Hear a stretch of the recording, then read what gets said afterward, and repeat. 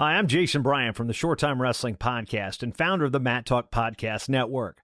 Shows on the network are individually owned and operated, and those opinions presented and expressed may not reflect others, the sponsors, patrons, or the parent network. Find more shows about the greatest sport in the world at the Mat Talk Podcast Network at mattalkonline.com.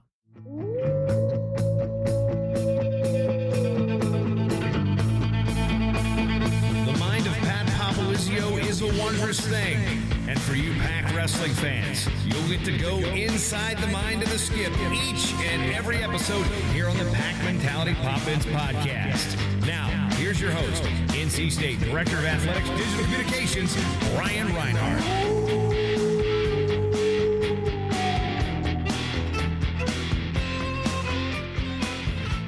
All right, ACC wrestling fans, it is postseason action time for the NC State Wolfpack and to preview the upcoming ACC Championship. Here on the Pack Mentality Pop-Ins podcast, we're sitting down with the head coach of the Wolfpack, Pat Popolizio. Pat, you're a busy guy. Thanks for joining us. Same. Good to have you in town, Brian. Always love talking wrestling with you when you get time. It's great to do these in person, and, you know, this is your time of year. Seems like the duels went by very fast. Obviously, you didn't have as many as you guys usually have. Now the ACC Championship's here. Pretty soon the NCAA Championship. This is what you guys gear up for, is this first tournament. How is the training going? How's the cycle going? Are your guys ready? It's been good. Yeah. And most importantly, we're thankful for the opportunity to compete ACCs and then, you know, NCAAs. Don't forget, basically a year around this time, you know, we got stopped. So I'm glad we're in position to have the guys go out there and compete in these final two competitions. So they're looking forward to it. ACC Championship Sunday inside Reynolds Coliseum, and unfortunately, fans will not be able to attend, just the guest of student athletes. But the guys still have to be excited. I mean, this is their conference. They see how other teams are ranked. They know who's ranked ahead of them. They faced all these guys already. As a wrestler, is it a little harder facing a guy a second time, a little bit easier? What's the mentality about seeing these guys for a second time this year? Yeah, I think that's what makes the conference interesting is you compete against your conference opponents all year. And then you got to wrestle them again at the conference tournament. And then obviously NCAA's the level we're at. I'm sure you're going to see a lot of these guys in the national tournament wrestling each other too. So yeah, I think it gets tough because when you're wrestling the same person, you know a lot of what they do, and it gets challenging the scoring on each other. So it'll be good though to have these guys. I think this is a year, if you analyze the brackets, there's a lot of changes last minute. So I think this is probably the first time in a long time where not everyone wrestled every single match in the conference tournament. So there's a lot of still unknown, and we got to let the brackets play out. I believe we will analyze the brackets. You're a bracket guy. I am. I even bracket guru. Look at this. I know. I printed them out. Yes. How exciting is that? I like it. But okay, so ACC, 6 teams. We know what we get. There's a lot of ranked guys in each weight class. The semifinal round, that to me is kind of a very underrated round. And there's some great matchups just in the semifinals really early in the day.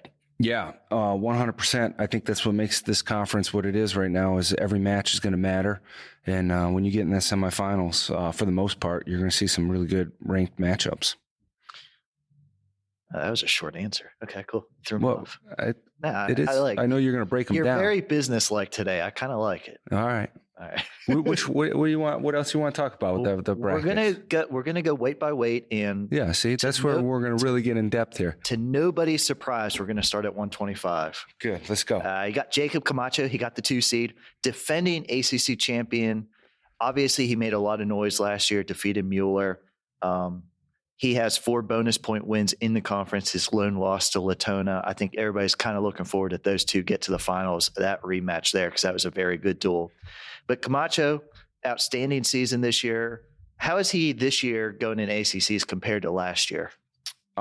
Looks good. I mean, yeah, I think, those two guys, 1 and 2, are going to be a little bit more experienced than the rest of the guys in the bracket. But we still got to show up and earn your wins. So you can't look past anything there. But I think it's one of those where you're ready for a rematch. against a really good high-level competition, and a match that probably, I would imagine those guys will see each other again in a couple of weeks at the NCAA tournament too. So he's a gamer. I think the more you put on the spotlight, I think the better he wrestles, as we saw last year in the ACC finals when no one thought he was going to go out and dominate the way he did. So same thing, he's got to show up and wrestle hard for 7 minutes, and good things are going to happen for him. 133, it's a great weight class. 5 of the 6 guys are ranked, 2 in the top 10. UNC made a late change here, but their guys still got the 3rd seed. You guys, Jared Trombley comes in as the 5th seed. You guys have kind of gone back and forth all year at 133 between Trombley and Ryan Jack. Seemed like Trombley got that last win in the wrestle off. So how do you think his confidence is going into the tournament now that he knows he's the guy?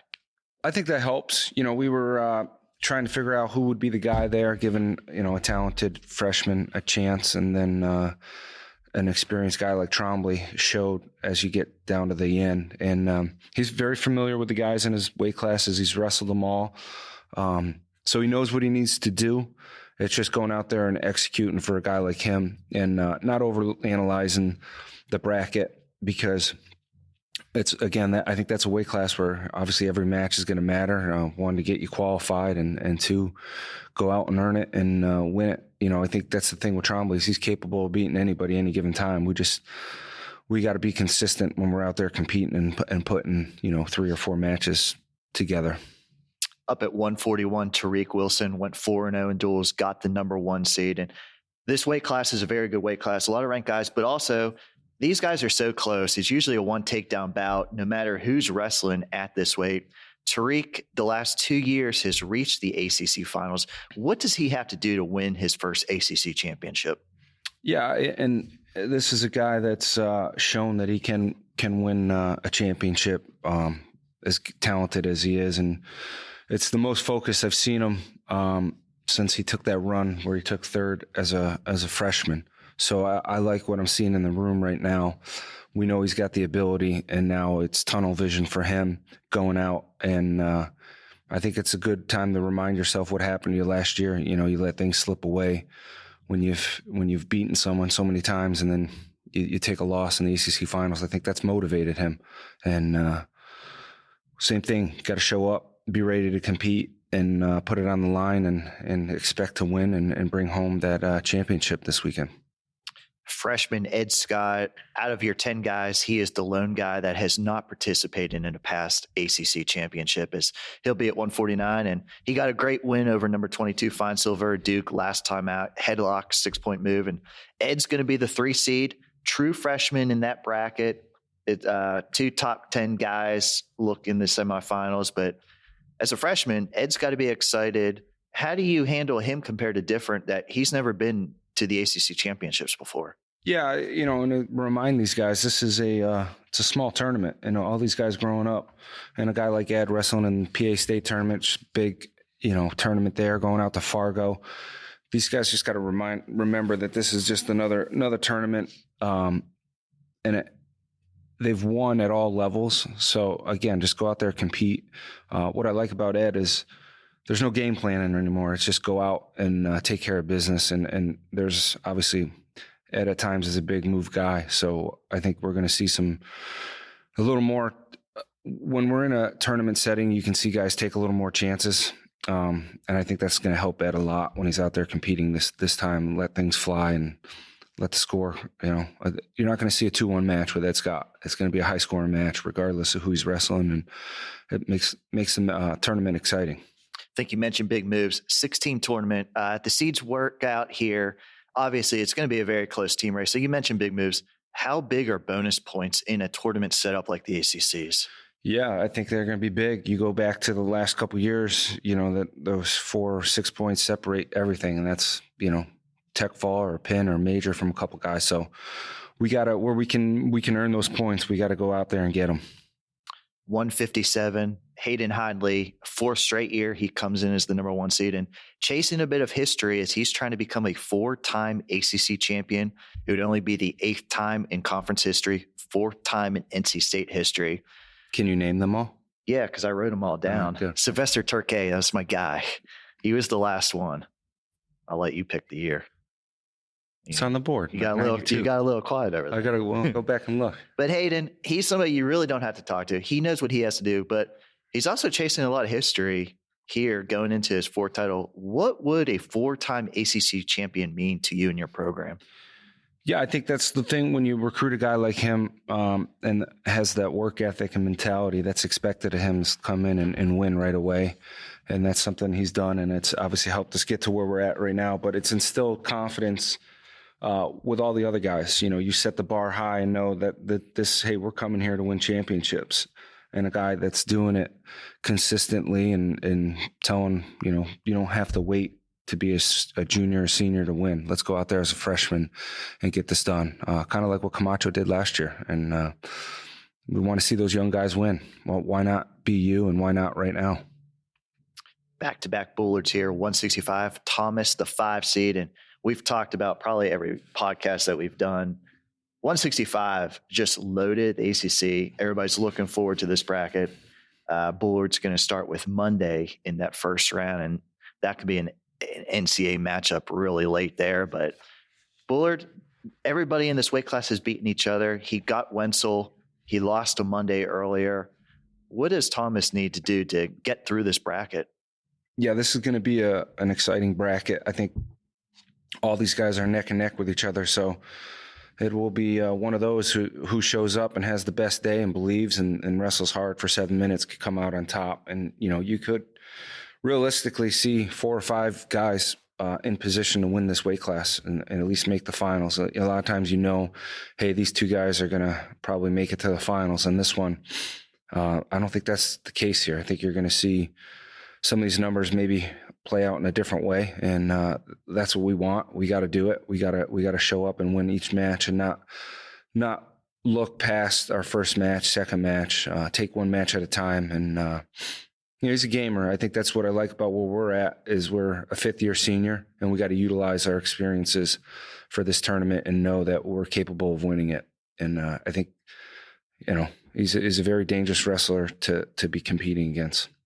Up at 174, Daniel Bullard went 4-0 in conference, got the number 1 seed, and very underrated stat I found out. Bullard, 4th ACC championship. He's never placed lower than 3rd, so he's bringing you points every year.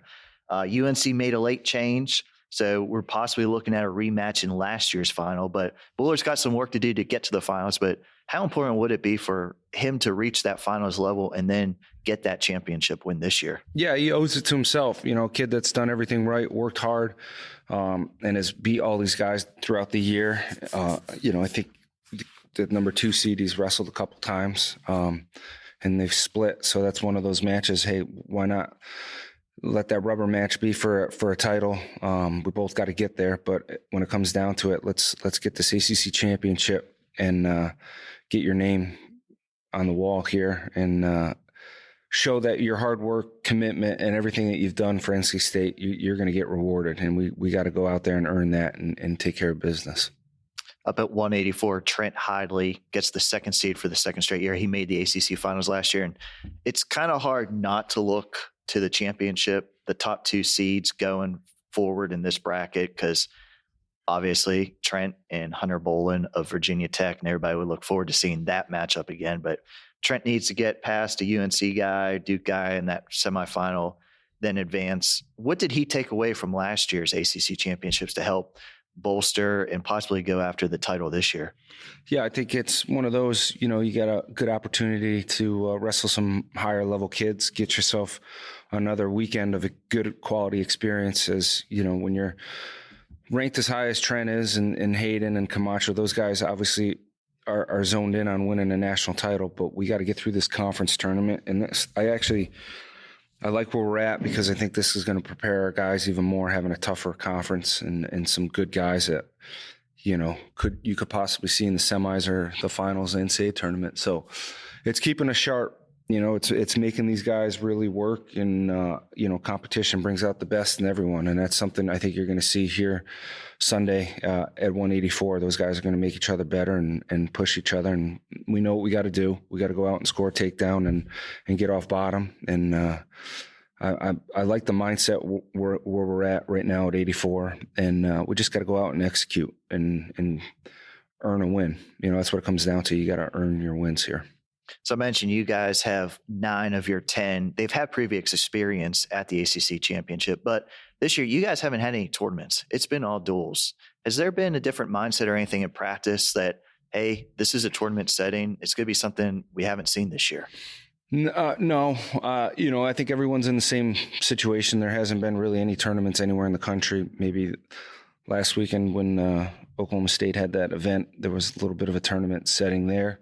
So I think we're all in the same situation, and these guys have that experience already, and everyone's grown up wrestling their whole life. So it's still wrestling. Go out. Let's take care of business. And I like where we're at. I think this is a good tournament team that we have. Guys are bonded together, but also they want to win as an individual. They want to outplace each other and get their name on the board here and get ready for the national tournament. Up at 197, you guys decided to go with Nick Reenan. 3rd ACC Championship, 3rd different weight. You got the 4 seed. Just kind of walk us through. We've seen Reenan and Trumbull both get starts in the ACC dual action. What went into the decision with Reenan, and what do you think of his prospects at 97? Yeah, that was a tough situation. We had 2 really good guys at a weight. It shows the depth that we have here. And then it just came down to timing of, Isaac's win and then a little bit of momentum going into it with some of these duels we were in. He's a hard style to wrestle. So we were in a good spot there. But then when it came down to, it's postseason, we gotta give these guys a chance to wrestle each other and put the best guy out there and the guy that can go out and win at the highest level. And it's not like a team sport where you can pick a guy and say, hey, this is where we think it matches up better. And a situation in wrestling is one where you can put them out there together, and whoever has the most points at the end of the match is the guy. And that's what we felt like we needed to do.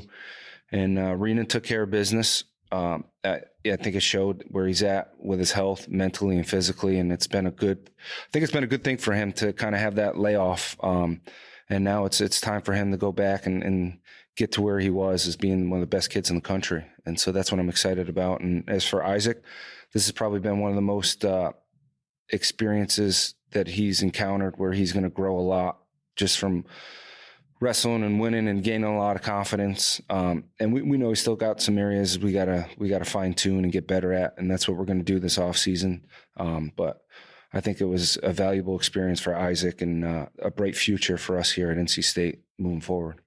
Up at heavyweight, your 4th number 1 seed, Deontay Wilson. He was one of only 2 guys in the entire conference to go perfect 5-0.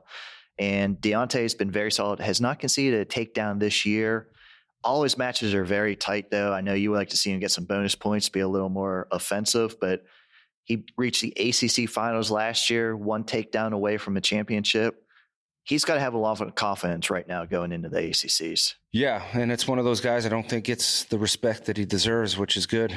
That's what's great about wrestling. You go out and earn it, and that's what he's got to do. And we're talking, obviously ACCs, but NCAs. I think he's one of those guys that you're gonna read about here in the next month with his results that he's putting up. He's very tough to wrestle and has a good motor on him. And each week that he's able to train, he's like a sponge soaking up the sport. And that's what I like about him. And I know that's why he's winning, is because of his attitude and the things that he's done.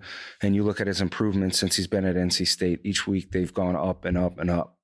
Huge upside for him, and excited to see him go out there and compete and help us bring home this title. Great breakdown, Pat. Get you out here on this. NC State coming off back-to-back ACC titles, going for a 3rd straight. It would be the first time since 88-91 for NC State. You as a coach, as a program, how important would it be to get a 3rd straight ACC title, and what an accomplishment that would be? Yeah, that's what we're set out to do. Everyone here involved in our program's competitors, and if we're going to compete, we want to win. So we expect to go out, wrestle hard, and take care of business. And again, the ACC tournament is one of the best conferences in the country right now, and that's because of the coaches involved and obviously the elite level kids that are coming to the ACC. So it makes us better. Competition brings out the best in everyone. And I think you're going to see that this weekend when you got, 4 teams ranked where they're at right now. It's going to be a dogfight. in a small tournament. There's no room for error. So it's going to be, that's what makes it exciting. And we're up for the challenge. Guys are ready to go out and compete. Again, the 2021 ACC Championship will be Sunday, February 28th, inside Reynolds Coliseum. All the action you'll be able to watch starting at 11 a.m. We're going to be streaming on ACC Network Extra. They'll have 2 mats, 2 different feeds, 2 different set of commentators, and the semifinals will be at 1. Wrestleback start at 3. 7 o'clock, the ACC finals will be televised on ACC Network. 1 mat, 1 set of announcers. Great night of action. Pat, thanks for joining us. I know you guys are looking very forward to these championships, especially in Reynolds, and just what's on the line. And all these guys are hungry to get those individual titles and, of course, bring home that team title. Definitely. Sunday is going to be a fun day here in Raleigh, and hope we can get you in the gym for a little bit. I'll be there. I'll be there on Saturday. I'll be there on Sunday. Let's do it. It's not stop, but let's go. Pat, thanks for joining us. Stay tuned for our feature interview as we're going to talk to one of those ACC Network and Extra announcers about what Sunday will hold. Stay tuned. Now joining us on this ACC Championship preview edition of the Pack Mentality Pop-Ins podcast, not only a former NC State wrestler himself, but a TV personality who will be on the call this Sunday for the ACC Championship, Ryan Tice. Ryan, busy week for you, I'm sure. Thanks for taking some time to talk about the upcoming ACC Championship here. Yeah, always happy to talk Wolfpack Wrestling, Brian, and let's throw the disclaimer out there. That's a very loose use of the wording TV personality. I thought you would like that. I was going to say I reached into the Rolodex to find another media personality. I was going to say that's kind of a loose term too with you, but Ryan, we always appreciate catching up, and we've had you on the podcast before to talk about your role as a broadcaster for the Wolfpack Home Duels, but also your work with the Wolfpacker magazine. Hard to get you on the line for an interview this week. Rumor has it you were very busy with the magazine, but remind our listeners about what your role is with the Wolfpacker and its coverage of NC State wrestling.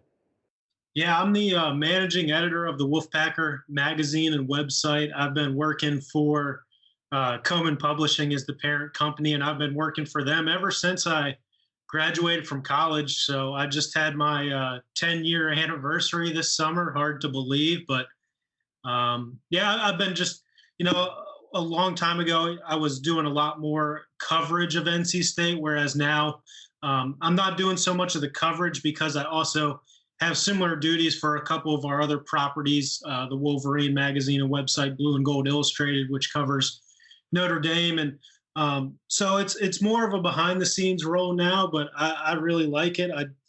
I think I've said this before to you that I never have the same day twice. I'm doing a lot of different things, wearing a lot of different hats, but I love it. And I get to get my writing fix in now, covering NC State wrestling on the wolfpacker.com. That's mostly what I do the actual writing about now, many times late at night and over the weekends. But I always love to cover Wolfpack wrestling, especially with the team that they've had over these last couple of years. Very key. The SID always hooks you up with interviews. So shout out to SID. The Brian SID Reinhardt. of the year, Brian Reinhardt, that is. That was last year. I'm not resting on the laurels. We'll get back that award soon. But back to you, Ryan. You're the guest, not me here. But moving over to the TV broadcast side of things, you and Anders Sanders, you've been on the call every time our home duels are streamed on ACC Network. And this year, great opportunity for you as you're going to be part of the broadcast crew for this weekend's ACC Championship, calling many hours of action on mat number 2 throughout the day. How did that opportunity come about for you?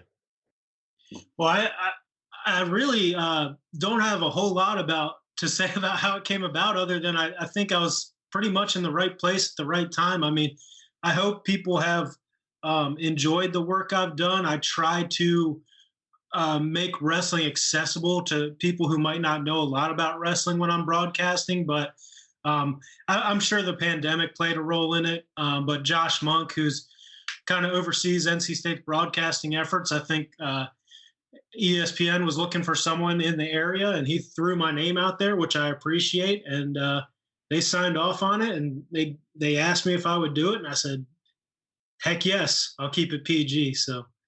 Okay. Did you ask what the pay was before you said yes? No, I just said, wow. Let's do it. A man of the people, Ryan Tice. But little hiccup for the broadcast crew this year. You guys actually have not been inside Reynolds during our home duels, but set up over in the Murphy Center, calling all of the action off TV monitors. And that, again, is going to be the situation for the ACCs on Sunday. How is the setup for your broadcast now? And just talk about the differences in how you've adapted. Man, it's been really hard, and I don't have the schedule in front of me, but I think we've only had 2 home matches that we broadcasted this year, so that's a lot different because I'm not as many people can tell probably, I'm not a broadcaster by trade. I don't have a lot of experience doing it, and I still feel like I'm fairly new at it. I'm still trying to, just get better every time I go out there with it, and like I said, I feel like the key is trying to make wrestling a little more accessible to people that aren't familiar with wrestling. Because I know, especially with the way NC State's built up its program, there are people that are interested in NC State wrestling, and they might have not ever seen another wrestling match in their life before. So that's really one of my goals. But in terms of broadcasting it from the Murphy Center, it's I'm not going to lie, it's difficult. The TV crew does a great job of getting us a lot of different angles and looks at things, but it's difficult when I'm in person. I can look at whatever I want to look at. I can, from my vantage point, at least I can look at the referee. I can see the referee in the background, where sometimes on the TV broadcast, the referee isn't always necessarily in view of the camera and the feed we're working off of. And that makes it difficult because obviously the referee conveys a lot of important information. I mean, a takedown's not a takedown until the referee rules it a takedown. There's sometimes that we don't have a camera on the ref and he puts his fist up for stalling, and we just kind of got to work around those things. I think Andrew has done a great job. I mean, he knows wrestling really well now. And so as long as one of the two of us see it, I feel pretty confident in us being able to get it done. But there are challenges with it. And of course, I would much rather be in person at Reynolds, but that's not the situation. And hopefully we've made do with it, and it's been okay from the viewer side of things for people. I will say, I think you and Andrew do a great job, especially a little harder conditions this year. As you said, wrestling, you really have to have the ref in view, and you guys have done a good job. People enjoy our broadcasts. This weekend, you're going to be with Dean Linke. I know Dean working with the Carolina Railhawks and Carolina FC, but Dean has done a ton of ACC wrestling over the years, so look forward to you two on the call. And speaking of the ACC Championships this weekend, you're used to calling a duel. Very easy format, 10 matches. But on Sunday, both of these matches, there is just going to be hours of action. How are you prepping? What do you expect on the broadcast side of things?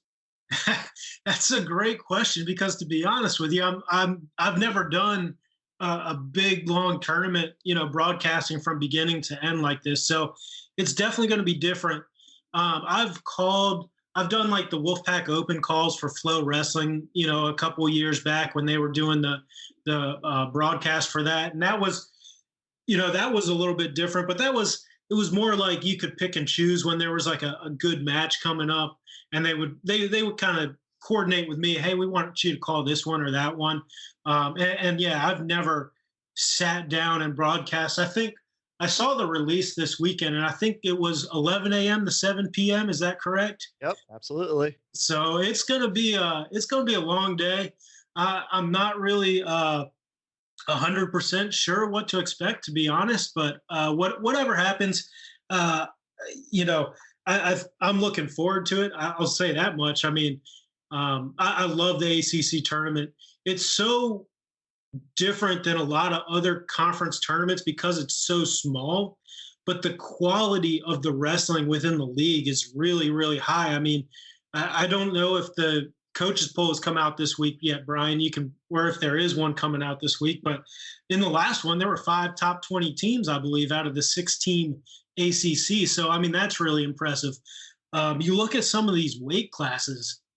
We were speaking a little bit earlier offline before we started recording, but like 165 pounds in the ACC, how in the heck do you seed that? Because these guys are beating each, guy A beats guy B, and then guy C beats guy A. It's just like a real conundrum there. And I mean, they're all quality guys. There's not going to be an easy win in the ACC at 165 pounds. I mean, we can get more into that stuff, but I think the quality and the size of the ACC tournament make it super unique. I mean, I've always said that about this conference tournament in particular, because any tournament, there's going to be upsets, but I feel like those upsets are even more valuable in the ACC just because of the size of the league and how much every championship match matters. And then on top of all that, how close NC State and Virginia Tech in particular are with each other in terms of how those teams stack up. I mean, we saw it in the duel that they had. We had to go down to the third criteria, and the difference was minuscule there. I mean, it was a point, I believe, right? Well, you stole all of my thunder here because I was going to talk about how great this conference is, but now you threw me off. Oh, man. Apologies, Brian. I could tell you haven't been on many podcasts before. You don't let the podcast guy ask the questions. All right, but I wrote this down, so I'm still going to roll. I'm just fired up about the ACC tournament, Brian. You really are fired up. That's great. We're recording this on a Monday, and the championships are Sunday, so I hope you can keep this momentum going. But you've obviously written many articles about NC State. The Pac is going for its third straight ACC title, and this conference is just exploded, just like you said, with the team rankings, national championships, All-Americans. You've seen this NC State program since your days when you were training up at WB. How impressive of a feat is it for NC State to be going for 3 straight ACC titles? Man, it's remarkable. That's not a level of success we ever had when I was at NC State. And then, I mean, on top of that, the NCAA success. And then on top of that, how good the league is. And then having that run of dominance, having 2 in a row, winning the regular season titles they've won. Obviously, they didn't get it this year. Virginia Tech got it. But, I mean, I always say this because for people who are not as familiar with wrestling, they look at that and they're like, oh, man, Virginia Tech beat NC State. Now NC State doesn't have a chance at the ACCs. And it's like, that's not the case because the format changes completely from a duel where it's, 10 weight classes and each match counts for between 6 to 3 team points. And it goes into this completely different individualized bracket format where each weight class is, all about the individual, and a guy can score as many as 12 team points for winning a title plus bonus points. So it really changes. And I always like to remind everybody what happened in the dual season.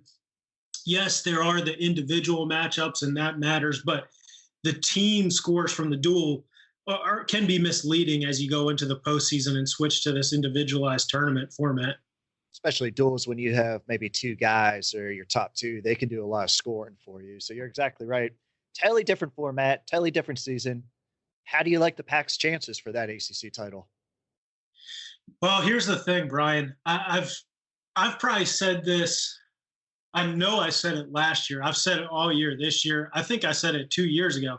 I've been telling everybody that will listen to me, the team score projections between NC State and Virginia Tech are just too close to call. The seeds come out. I don't know when you're releasing this, but the seeds aren't out yet.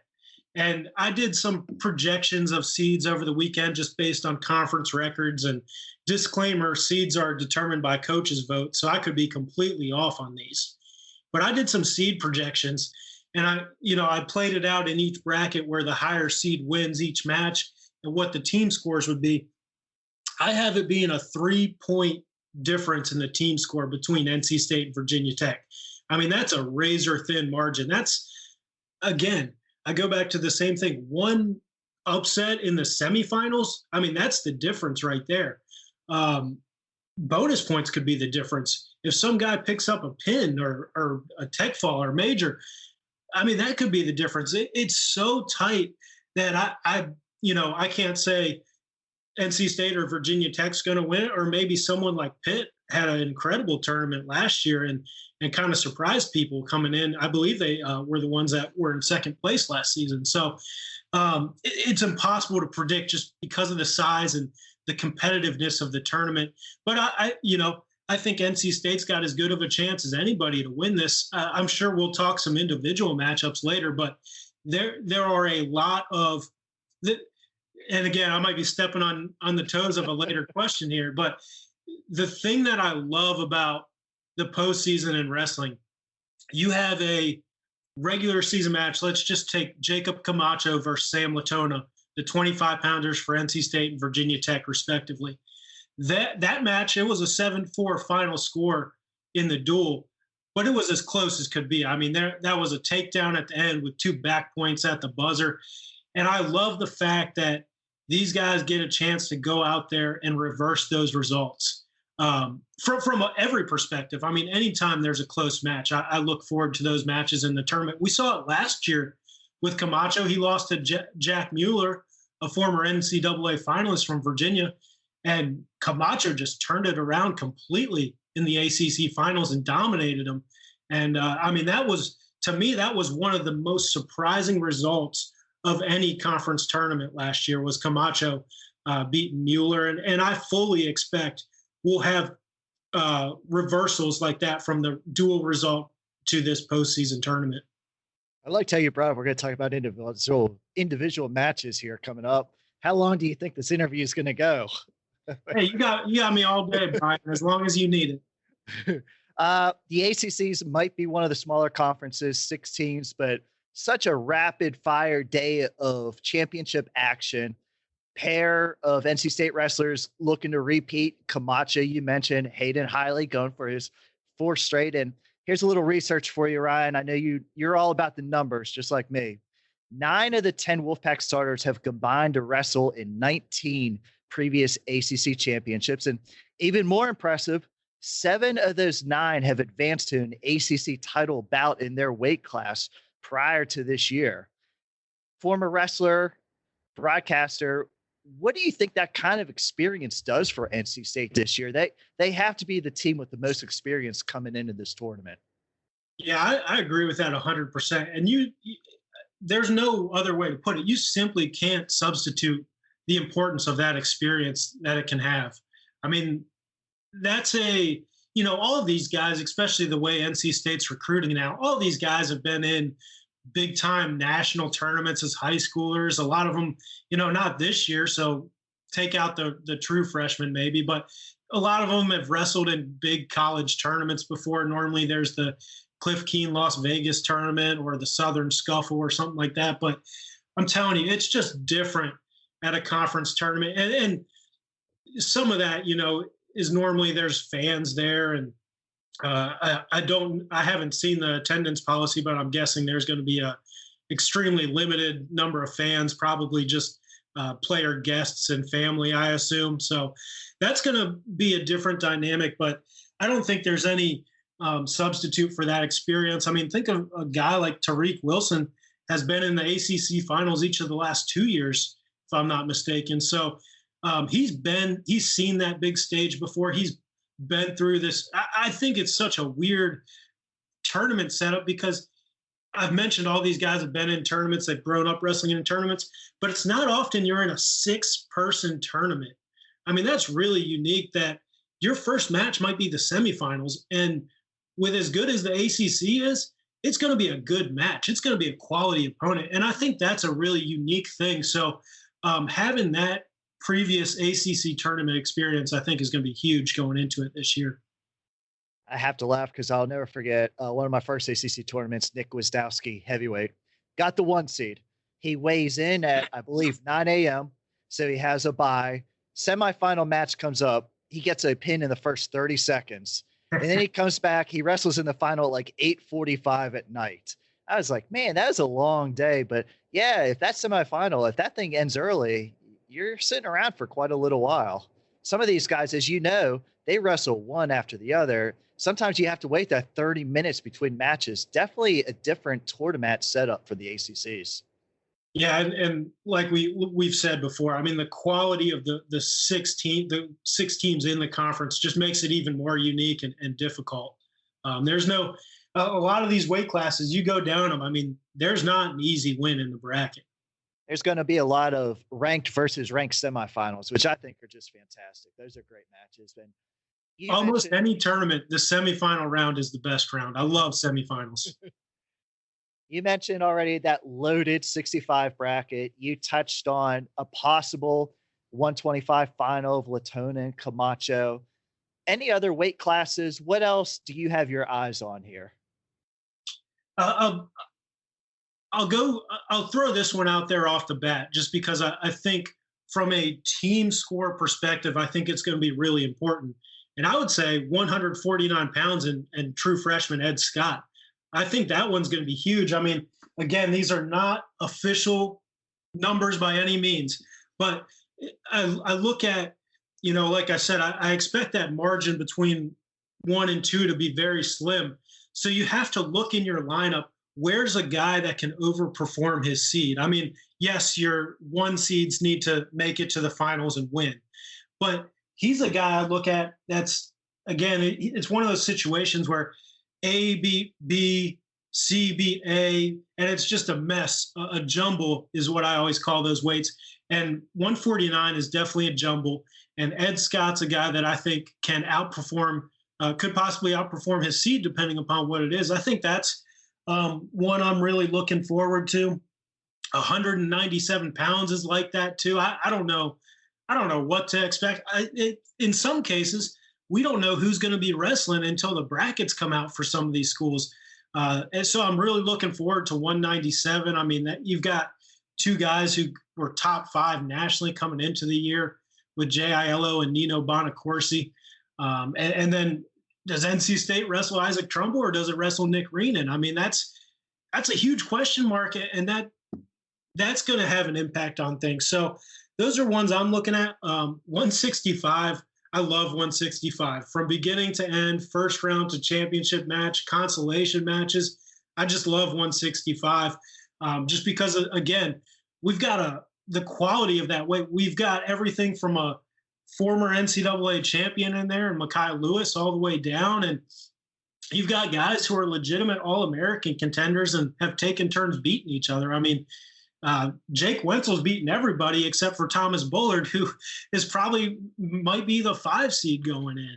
So again, I mean, there's a lot of intriguing matchups, a lot of things that are going to be very important for how the team score works out. And then I know I'm going long here, Brian, but I got to throw one more in there, and that's 184 pounds.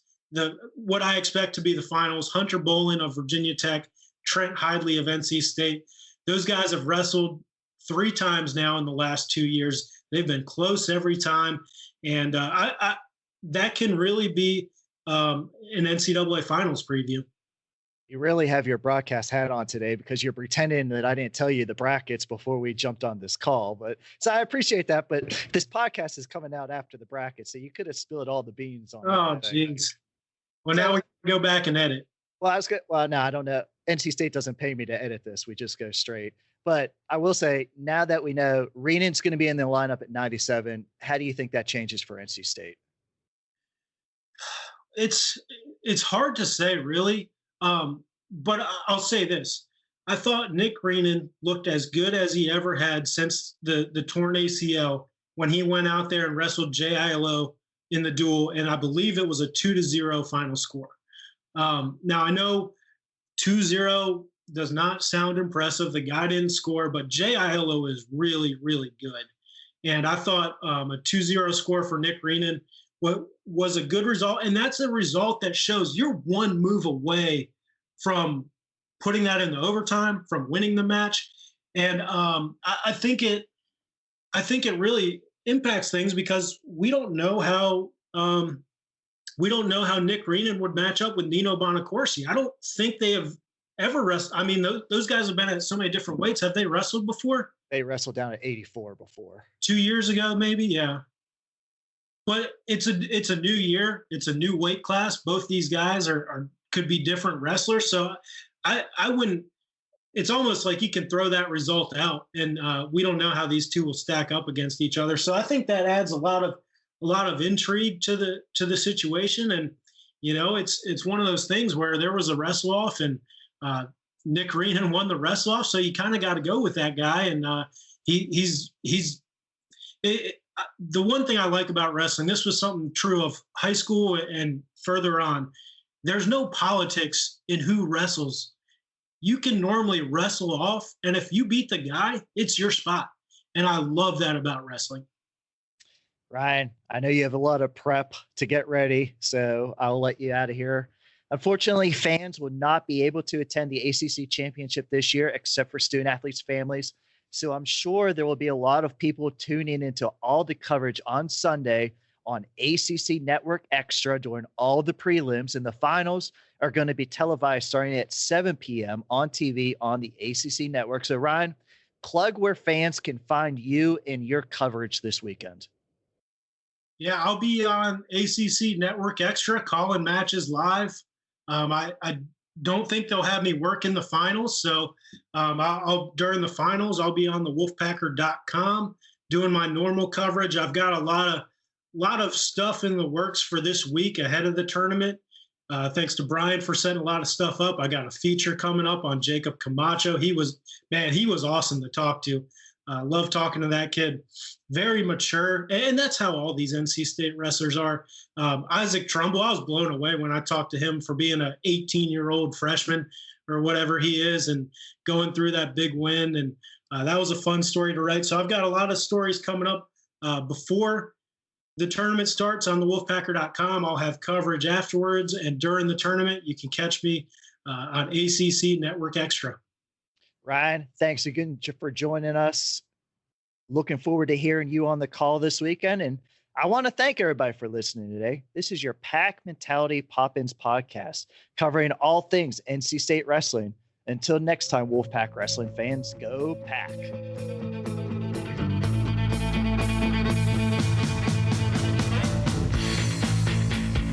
Mentality Pop-Ins podcast is produced by the Matt Talk Podcast Network. For more wrestling podcasts, go to MattTalkOnline.com.